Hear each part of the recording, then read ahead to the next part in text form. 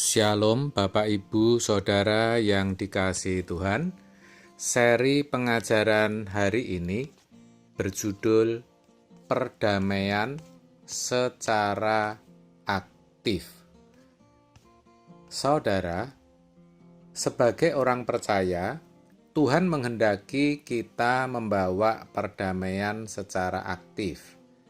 Kalau kita perhatikan apa yang tertulis dalam Roma 12 ayat 18, dikatakan sedapat-dapatnya kalau hal itu bergantung padamu, hiduplah dalam perdamaian dengan semua orang. Di sini sangat jelas disiratkan bahwa kita harus berperan aktif dalam mengupayakan perdamaian. Karena dikatakan sedapat-dapatnya kalau hal itu bergantung kepadamu. Sayangnya, banyak di antara kita yang tidak menyadari akan adanya peran ini. Selama tidak menyangkut diri kita, kita cenderung bersikap pasif. Ada juga yang memiliki sikap tidak mau peduli, karena berpikir sudah ada yang bertanggung jawab. Ngapain ikut-ikutan? Nambah masalah lagi. Contoh nyata adalah ketegangan yang terjadi antara Ukraina dan Rusia beberapa waktu lalu membuat kita semakin belajar arti hidup yang sebenarnya. Seandainya, kita menjadi pemimpin negara salah satu negara tersebut. Pertanyaan saya, apa yang akan kita lakukan? Coba, apa yang akan saudara lakukan? Apakah saudara akan membuat suasana dunia menjadi tambah gaduh dengan mendengungkan perang secara besar-besaran? Atau justru sebaliknya, kita mengalah dan mengadakan perdamaian. Saudara, kalau hari ini kita ditanya, tentu jawaban kita adalah ingin berdamai.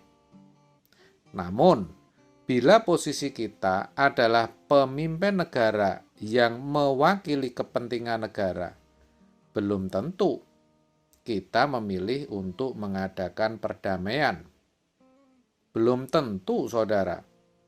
Betul, karena adanya banyak pertimbangan dan yang pasti banyak kepentingan. Mari kita renungkan akan hal ini. Kalau perdamaian ada di tangan kita, yuk kita belajar mengusahakan perdamaian secara aktif. Maksudnya, kitalah yang mengadakannya, bukan secara pasif, di mana kita menunggu perdamaian yang diadakan oleh pihak lain. Sudah tentu lingkup masalahnya bukan perang antar negara seperti yang saya contohkan di atas. Namun kita dapat memulainya dari hal-hal yang sederhana. Coba ketika terjadi ketegangan dengan suami atau istri, atau orang tua dengan anak, ketegangan antara sesama teman. Apakah saudara adalah pihak yang mengalah atau sebaliknya? Atau justru saudara termasuk pihak yang tidak mau mengalah? Nah, coba saudara pikirkan itu. Saudara mungkin berkata dan bisa berkata, tapi saya kan yang benar, Pak. Boleh saudara merasa seperti itu. Tapi masalahnya di sini bukan siapa yang benar dan siapa yang salah. Masalahnya apakah saudara mau menjadi pembawa damai secara aktif atau tidak? Kalau mau dicari siapa yang benar, bisa jadi semua merasa benar. Kalau mau dibilang siapa yang salah, bisa jadi juga memang semua salah. Tetapi kalau mau, siapapun bisa menjadi pembawa damai secara aktif. Dan sebenarnya itulah yang Tuhan kehendaki. Bukankah Alkitab terkait akan hal itu mengatakan tidak ada yang benar, seorang pun tidak, dalam Roma 3 ayat 10. Nah, kalau kita merasa tidak ada yang benar, berarti kita kan tidak benar. Bukankah lebih baik kita yang memulai perdamaian itu, saudara? Ingat, yang namanya mengalah kan bukan berarti kalah. Kita harus berpikir secara dewasa. Hidup kita hanya satu kali, dan kita tidak pernah tahu kapan hidup ini akan berakhir. Mari kita berlomba-lomba untuk hidup benar dan menyenangkan hati Tuhan.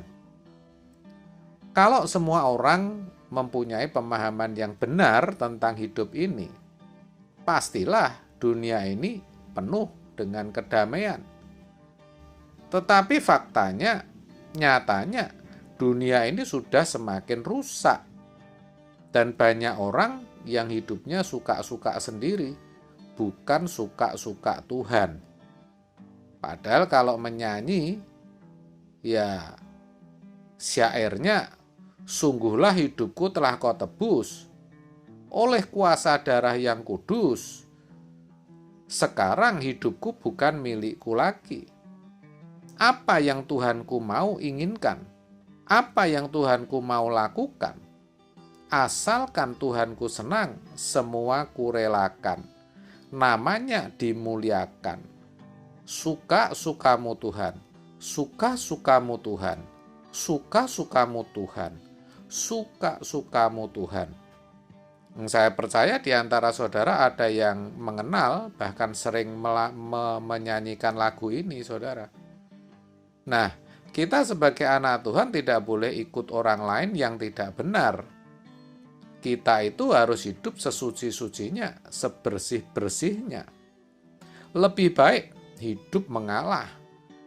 Karena sekali lagi mengalah bukan berarti kalah.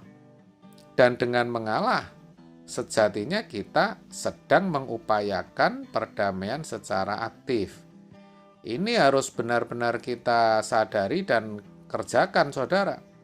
Selain itu, kita juga harus hidup saling menghormati, rukun, dan damai dengan semua orang. Orang yang menghormati orang lain pasti akan dihormati juga. Hidup rukun itu juga harus diupayakan. Apalagi saudara sekandung, tidak perlu ribut-ribut, kan semua bisa dibicarakan. Adalah tidak elok kalau tidak rukun. Ingat saudara, rukun itu tidak hanya menyangkut hati yang tentram, damai, dan teduh. Tetapi sang pemazmur bahkan berkata, kesanalah Tuhan memerintahkan berkat-berkat untuk dicurahkan. Mazmur 133 ayat 1-3.